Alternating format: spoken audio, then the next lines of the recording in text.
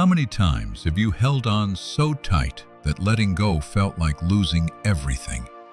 Think about it. How many times have you drained yourself chasing something, a person, a job, a relationship, a goal, convinced that the moment you loosened your grip, it would all fall apart? How many times has the fear of losing something cost you more than the thing itself? Here's the truth. The moment you let go is usually when things start to fall into place.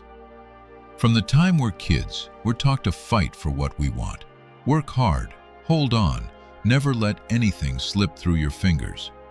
Teachers, books, parents, they all say the same thing. Success means control. Stay on top of it. Don't blink or it's gone. So we grow up believing that letting go equals losing. But that belief gets it completely backwards. You've probably heard it 1,000 times. Take control of your life. Set goals. Push harder. Grind. And sure, discipline matters. But there's a real difference between steering your life and strangling it. When you need everything to go exactly according to your plan, on your timeline, that's not guidance. That's fear with a to-do list. Because underneath all that control is one thing, the fear that if you stop forcing it, it breaks. Think back. How many times did you chase something relentlessly and get nowhere? Then the second you gave up, it showed up. The unexpected friendship, the job offer that came out of nowhere, the moment of actual peace.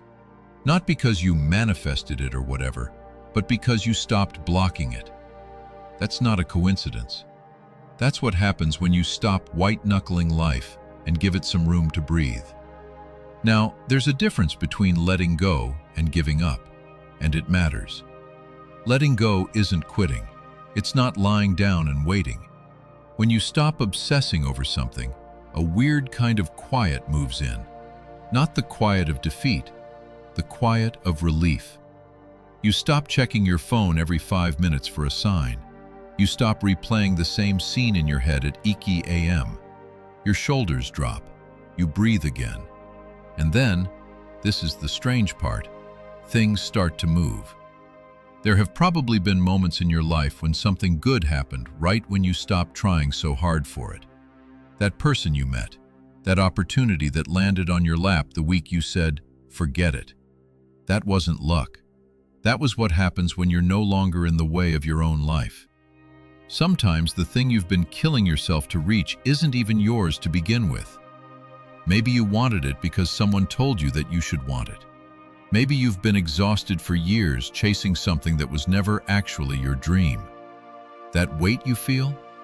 That's what happens when you carry something that doesn't belong to you. But when you actually let it go, something resets.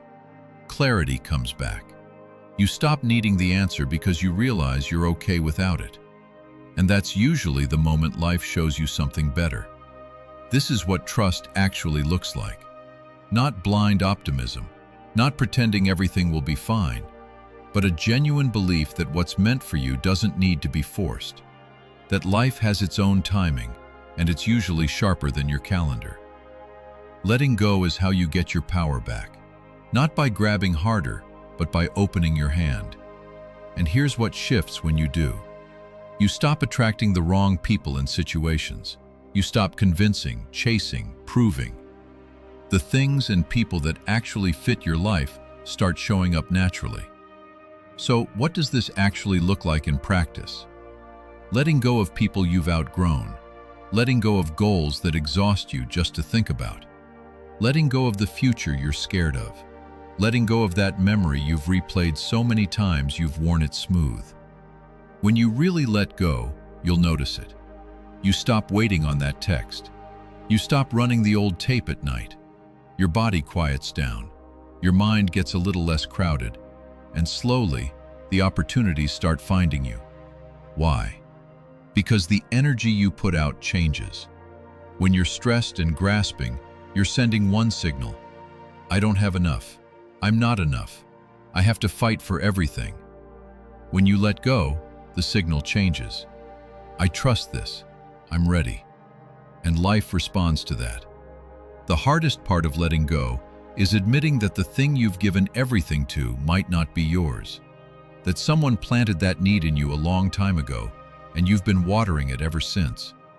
But once you put it down, the fog lifts. You start seeing all the doors you couldn't see because you were so focused on the one that was closed. When you stop clinging, you find yourself again. You don't need anyone's approval. You don't need to fight to be seen.